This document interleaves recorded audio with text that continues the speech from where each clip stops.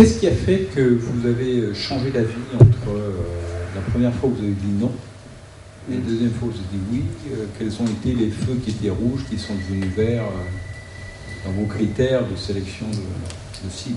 Alors ça, c'est une question qui est extrêmement personnelle. Enfin, comme je suppose, c'est partie de la règle du jeu de la séance, je vais répondre. Bon, primo, ce n'est pas indépendant de ce qu'étaient mes propres aspirations. Donc, vous l'avez compris, j'avais passé 20 ans à diriger de grandes machines et j'avais décidé début 2005, donc 1 an et demi avant de rejoindre Irénis, de réorienter ma vie sur des priorités qui n'avaient rien à voir avec les télécoms et même le business au sens large. Bon. Il s'est trouvé que au bout d'une petite année, j'étais impliqué dans divers projets parce que ça m'amusait et finalement j'ai compris que non, je n'allais pas me retirer du business. Donc quand le collègue d'Antoine m'a demandé de regarder Irénis au début 2006, je montais par ailleurs un projet de reprise d'entreprise que je n'ai pas mené à son terme. Et donc c'était un peu mon activité principale de scanner des business. Donc j'ai scanné celui-là pour lui. Bon. Quand la prise de contact s'est faite 4 mois plus tard, en avril ou en mai, je ne sais plus exactement, au début, j'ai dit aux chasseurs de tête qui ont fait l'intermédiaire que bon, le sujet était amusant, mais ne me passionnait pas plus que ça. Il y a eu une petite insistance sur le mode vous regardez des business de télécom, on l'a vérifié, pourquoi vous ne voulez pas regarder celui-là? Je dis effectivement, pas tout. Moi je m'occupe à regarder des business, pas spécialement de télécom, mais plutôt de technologie de l'information au sens large. Je veux bien regarder celui-là. Et le premier choc, c'est que les deux fondateurs m'ont plu.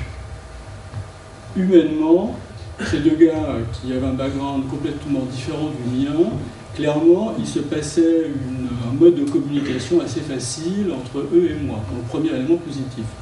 Ensuite, les investisseurs que j'ai vus assez rapidement avaient aussi une bonne tête. Donc, tout ça, c'est pour quelqu'un dont le background est plutôt du management, c'est favorable. Quand, sur un plan relationnel et humain, les choses se présentent de manière positive. J'étais pas tant que ça intéressé à cause de mes doutes sur le business model. Et c'est là qu'un des deux fondateurs, donc Yann Tamalet, m'a dit venez voir une dernière fois, on essaie de vous convaincre que ce business model peut faire sens. Et donc il m'a décortiqué comment, grosso modo, ce que je vous ai dit déjà au moins 10 fois, comment on arrive à un payback de 4 ans, et j'ai découvert, ayant rejoint l'entreprise, que c'était tout à fait vrai.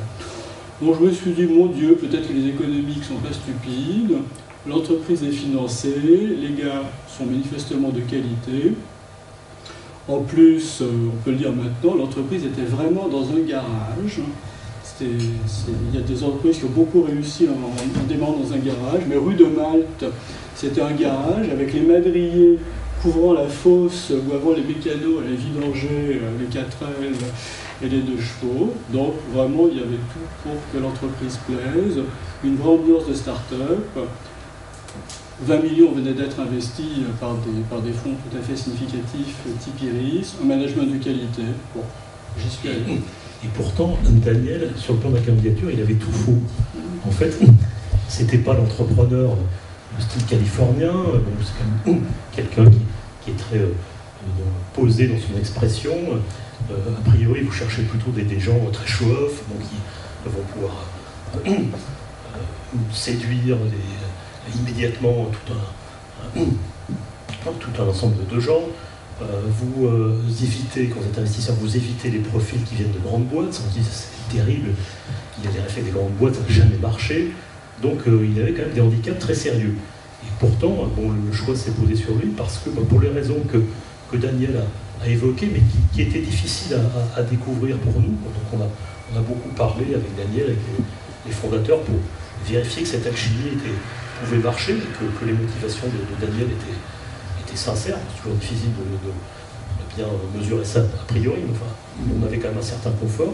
Et puis aussi, c'était un business qui demandait de la méthodologie, de l'expérience d'opérateur. Il fallait quand même déployer une grande machine, et pour ça, l'expérience de Daniel était fondamentale. Nous avons vécu vécu opérationnellement des moments un peu difficiles. Hein. L'été 2006, quand je suis arrivé, l'entreprise venait de lancer une offre triple play absolument superbe. Le seul défaut, c'est qu'on vendait 3 fois plus vite qu'on ne raccordait. Donc, au bout de 6 semaines de vente intensive, la catastrophe était vraiment déjà bien installée.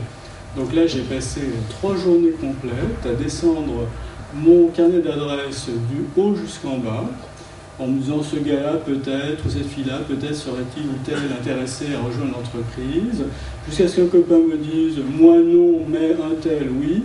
Donc j'ai appelé un tel, ah ben il venait de se faire virer, de neuf d'ailleurs, et je lui ai dit bah venez me voir, il m'a plu, je lui ai dit vous commencez lundi prochain. Bon, il n'a pas voulu, il a commencé le lundi en 8. Bon, mais donc on a quand même vécu des moments un petit peu chauds, quoi, opérationnellement. Donc, ce que dit Antoine est vrai, je crois que le fait d'être 3, on était quand même plus fort. Le fait que je n'ai pas réinventé toute l'activité des télécoms, c'est pas que France Télécom ou les autres grands opérateurs soient parfaits sur ce marché, mais il y a quand même un vrai savoir-faire sur les process opérationnels. Et ça, le fait de les connaître permettait indiscutablement de les éviter.